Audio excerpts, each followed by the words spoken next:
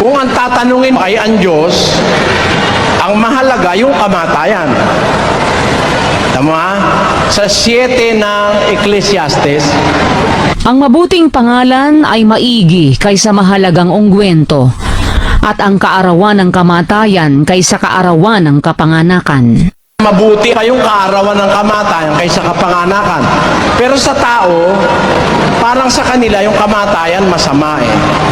Pero sa isang nakakakilala sa Diyos, yung kamatayan parang graduation yun eh.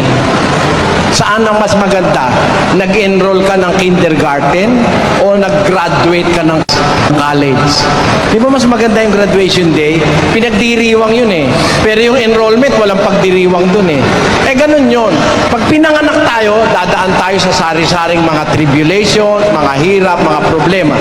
Eh kung tayo mamamatay na, kung matuwid ka, no? Sinasabi ko ito, kung matuwid tayo, napakahalaga sa Diyos nung ating kamatayan. Basahin natin ang awit. Mahalaga sa paningin ng Panginoon ang kamatayan ng kanyang mga banal. Mahalaga sa Diyos yung kamatayan ng mga banal kasi sa kamatayan mo, makakasama ka na ng Panginoon eh. Di ba? Pero pagka ang namamatay ay masama, nako iba nararamdaman ng Diyos doon. Pakinggan mo. Sabihin mo sa kanila, buhay ako, sabi ng Panginoong Diyos.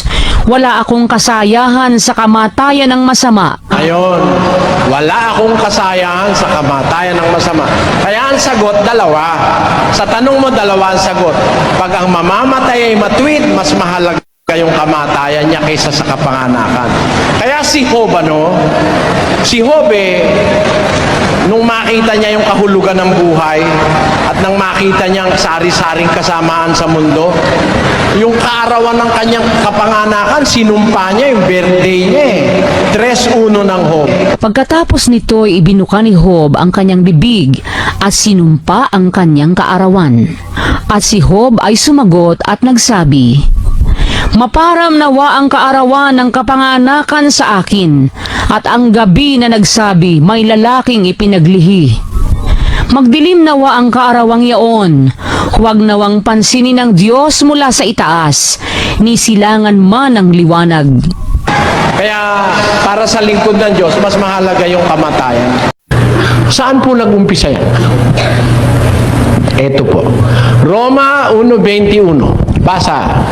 Sapagkat kahit kilala nila ang Diyos, siya'y hindi niluwalhati nilang tulad sa Diyos, ni pinasalamatan, kundi bagkus ni walang kabuluhan sa kanilang mga pagmamatuwid, at ang mangmang nilang puso ay pinapagdilim. Ang mga nangagmamarunong ay naging mga mangmang, at pinalitan nila ang kaluwalhatian ng Diyos na hindi nasisira ng isa. Sino ba dapat lumapit? Yung nagkasala o yung pinagkasalahan na hihingian ng tawad? Basahin natin sa Mateo 16. Pakinggan. O 18 na, 18.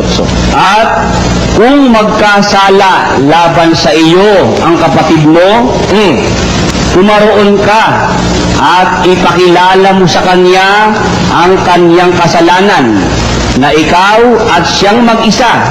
Kung ikaw ay pakinggan niya, ay nagwagi ka sa iyong kapatid. Sa talatang ito, ang sinasabi, kung magkasala sa iyo ang kapatid mo, yung kasalanan hindi niya alam. Kasi, pwede kong magkasala sa iyo na hindi ko naman alam eh. Nagkasala pala ako sa iyo eh. Hindi ko sinasadya, nagkasala pala ako sa iyo. Eh, hindi ko alam. Pupuntahan mo ko, papakilala mo na. Nagkasala ka sa akin, tinan mo, yung sukli ko, di mo binigay. Pag tinanggap niya, okay. Yun eh, kung kasalanan eh, hindi mo alam. Hindi mo alam na nagkasala ka sa akin, pupuntahan kita. Pero kung alam mo naman na nagkasala ka sa akin, sino ang dapat pumunta? Pakinggan mo ang sabi ni Kristo. Kung makapit o Mag-ingat kayo sa inyong sarili. Kung magkasala ang iyong kapatid, sawayin mo siya. At kung siya'y magsisi, patawarin mo siya. At kung siya'y makapitong magkasala sa isang araw laban sa iyo, at makapitong magbalik sa iyo, nasasabihin, pinagsisisihan ko, patawarin mo siya.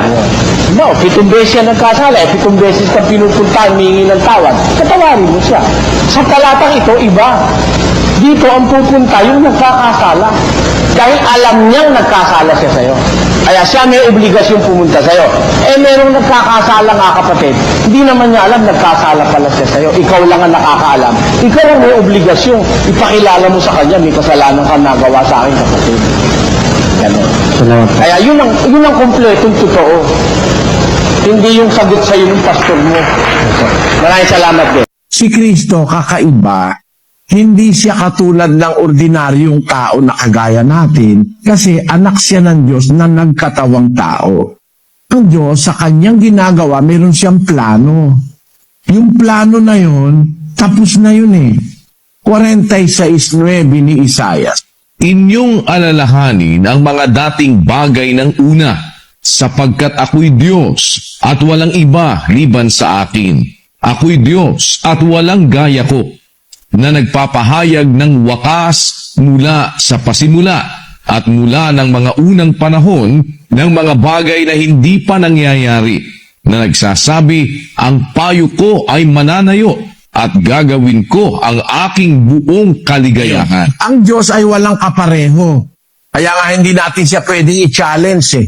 Wala ngang siyentipiko na makaka-challenge sa Diyos eh. Kahit ateista eh. Sabi niya, walang gaya ko na nagpapahayag ng wakas mula pa sa umpisa. He has the capacity to declare the end from the beginning. Yung hindi pa nangyayari, nasasabi niya na kung ano mangyayari sa hinaharap. Ganon. Parang meron ng isang plano kung gaano katagal ba ang itatagal ng istorya. Ganon. Parang isang pelikula na merong itinakdang oras yung direktor kung gaano kahaba. Ganon ang Diyos. Sinasabi niya na yung wakas, doon pa lang sa umpisa. Hindi pa nag-uumpisa, hindi pa nangyayari, sinasabi na niya. Ang layunin niya ron yung nasa 1. Ang layunin ng Diyos, kaya niya sinasabi agad sa 13:19. Mula ngayon ay sinasalita ko sa inyo bago mangyari, upang pagka nangyari, kayo'y magsisampalataya na ako nga. Para pala makasampalataya tayo, hindi pa nga nangyayari, sinabi na niya, para pag nangyari, saksi ka, sasampalataya ka nga, meron ng Diyos. Dapat ka nga maniwala sa Kanya. Yon. Ngayon, bakit si Kristo'y nangaral 30 anyos? Kasi may nakatakda na panahon ang ilalagi niya sa mundo. May nakatakda yun. Hindi pwedeng mauna, mahuli. Takda yun. Miski yung kanyang pagkapanganak sa mundo, nakatakda na yun eh. Basahin natin ang 4:4 ng Galacia, kapatid na Daniel. Datapwat nang dumating ang kapanahunan, ay sinugo ng Diyos ang kanyang anak, na ipinanganak ng isang babae, na ipinanganak sa ilalim ng kautusan. Nung dumating yung kapanahunan, sinugo ng Diyos yung kanyang anak. Kaya, noong mag-umpisang mangaral si Kristo, doon siya inutusan ng Diyos na mangaral na 30 anyos. Ang Diyos ang nagtatakda nung panahon na yon. Saan po nag-umpisa yan? Ito po. Roma 1:21. Basa.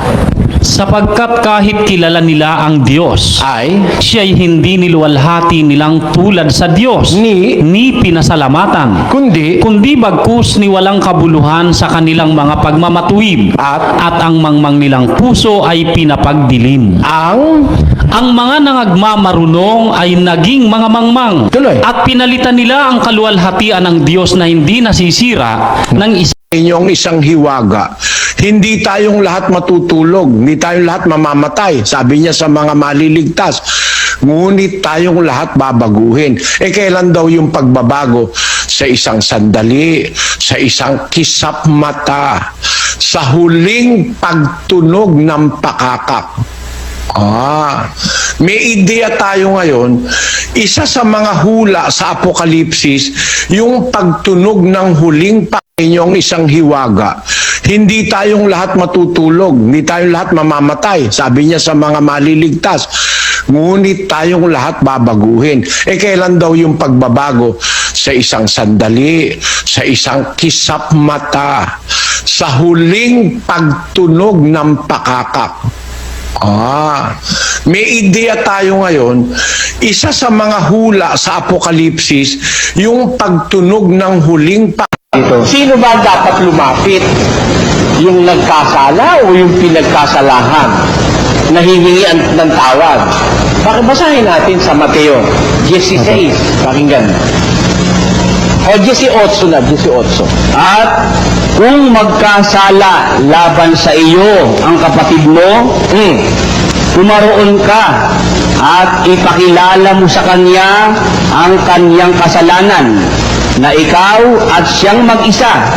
Kung ikaw ay pakinggan niya, ay nagwagi ka sa iyong kapatid. Sa talatang ito, ang sinasabi, kung magkasala sa iyo ang kapatid mo, yung kasalanan hindi niya alam.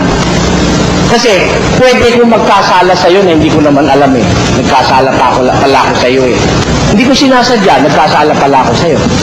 Hindi ko alam, pupuntahan mo ko, papakilala mo na, nagkasala ka sa akin, tinan mo, yung sukli ko, di mo binigay. Pag tinanggap niya, okay. Yun ay kung kasalanan eh, hindi mo alam. Hindi mo alam na nagkasala ka sa akin, pupuntahan kita. Pero kung alam mo naman na nagkasala ka sa akin, sino ang dapat pumunta? Pakinggan mo ang sabi ni Kristo. Kung makapit o Mag-ingat kayo sa inyong sarili. Kung magkasala ang iyong kapatid, sawayin mo siya. At kung siya'y magsisi, patawarin mo siya. At kung siya'y makapitong magkasala sa isang araw laban sa iyo, at makapitong magbalik sa iyo, nasasabihin, pinagsisisihan ko, patawarin mo siya. No, 7 beses siya nagkasala, 7 beses ka pinupunta, humingi ng tawad, katawarin mo siya. Sa talatang ito, iba. Dito ang pupunta yung nagkakasala. Dahil alam niyang nagkasala siya sa'yo. Kaya siya may obligasyon pumunta sa'yo. Merong nagkakasala nga kapatid. Hindi naman niya alam nagkasala pala siya sa'yo. Ikaw lang ang nakakaalam. Ikaw ang may obligasyon. Ipakilala mo sa kanya, may kasalanan ka nagawa sa akin kapatid. Ganun. Kaya yun ang kompletong totoo. Hindi yung sagot sa'yo ng pastor mo. Maraming salamat din.